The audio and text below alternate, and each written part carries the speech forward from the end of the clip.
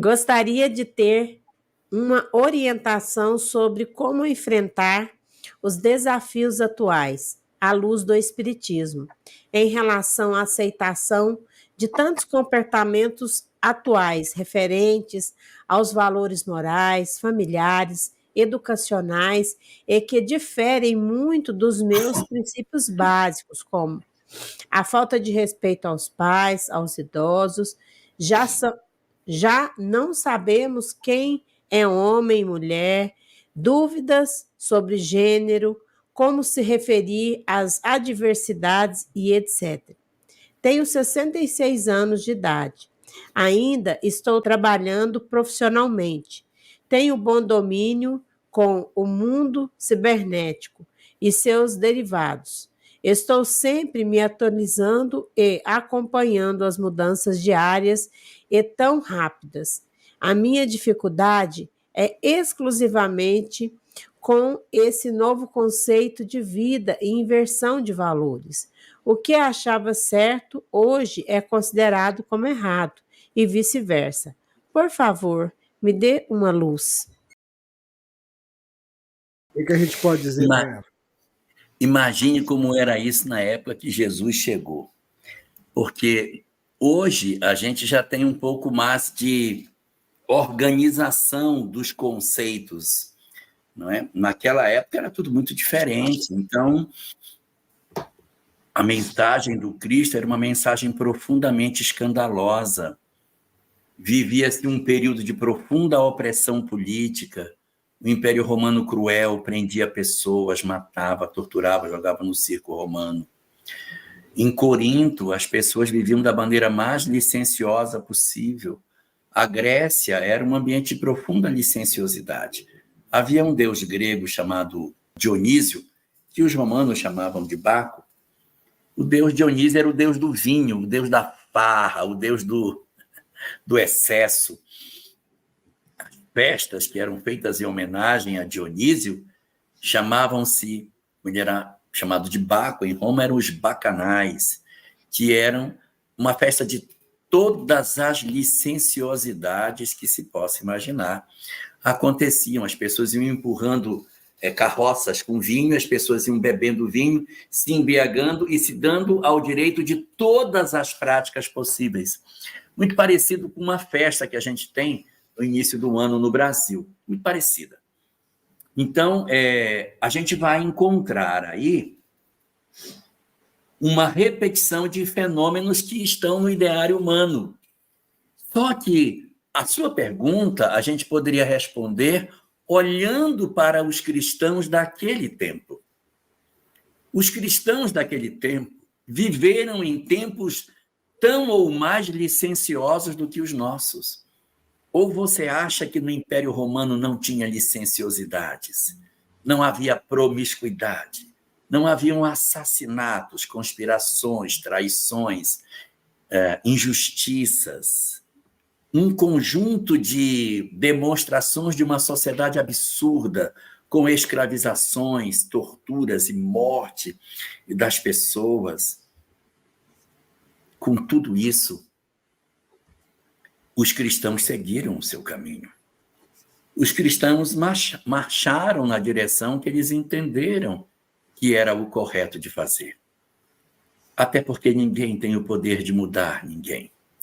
Ninguém tem o poder de transformar a outra pessoa, mas sim de demonstrar nesse turbilhão que vivemos por qual porta a gente vai passar.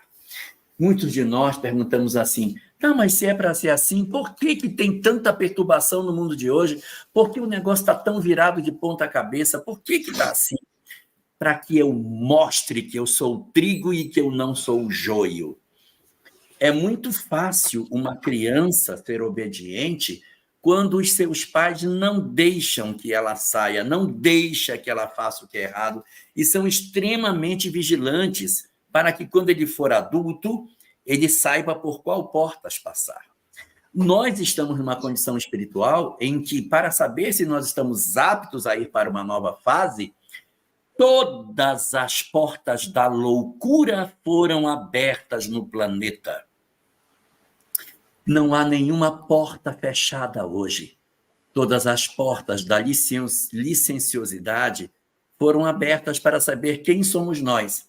Aqui neste livro, que a gente estava lendo, o Apocalipse, eu te mostrei a Bíblia, mas eu queria falar do Apocalipse, existe um trecho aqui nele, no capítulo 19, não, acho que é capítulo 20, em que diz que convém que Satanás seja solto por um pouco de tempo. No final dos tempos, quando, porém, se completarem os 1000 anos, Satanás será solto de sua prisão e sairá a seduzir as nações dos 4 cantos da terra. Não quero assustar ninguém, mas o Satanás está solto. Satanás aqui representam todas as entidades desequilibradas que estão entre nós, encarnadas ou não, e que estão mostrando para a nossa vida oportunidade de dizer, mesmo tendo todas essas opções, eu passo pela porta estreita. Todas as oportunidades abertas,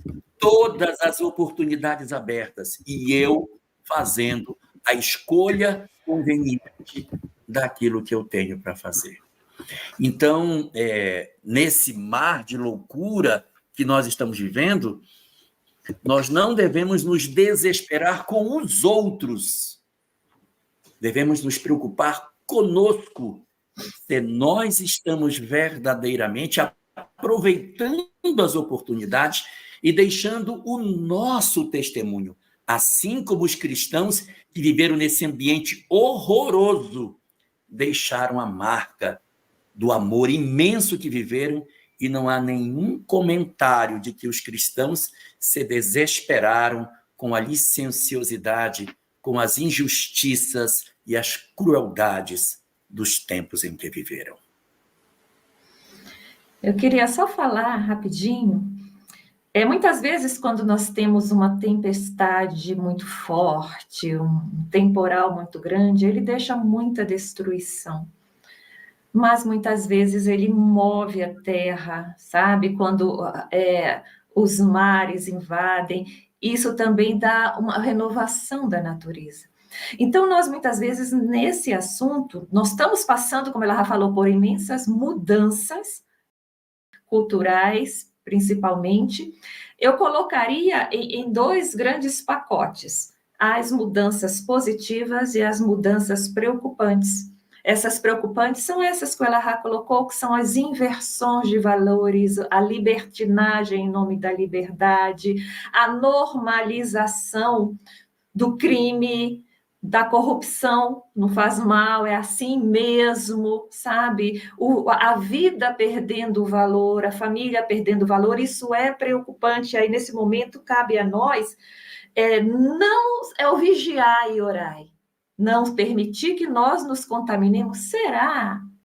Será que realmente tem que valorizar tanto a vida? Será que não faz mal? Então, a gente se vigiar nesse sentido, se apegar na oração, exemplificar. Ou seja, vamos viver a nossa vida de acordo com os nossos valores. Se o vizinho, se o colega quer viver do modo deles, não é nós que vamos ser inquisidores.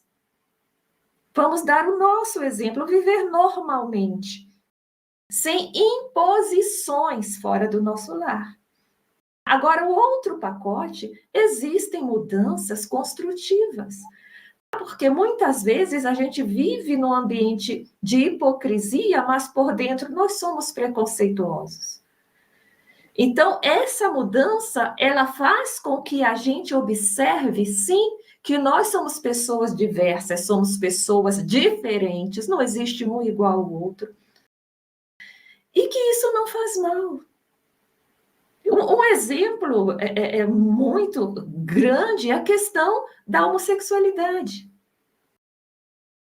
Que algo que, infelizmente, as pessoas tinham que viver escondidas, fingindo, muitas vezes se trancando no ambiente religioso, como se isso fosse uma vergonha, um pecado, e traz para a sociedade e ensina as pessoas mais arraigadas, eu já não estou falando de valores de família, nada, estou falando arraigadas a um preconceito, e as pessoas estão abrindo os olhos. Espera aí, por que eu pensava assim?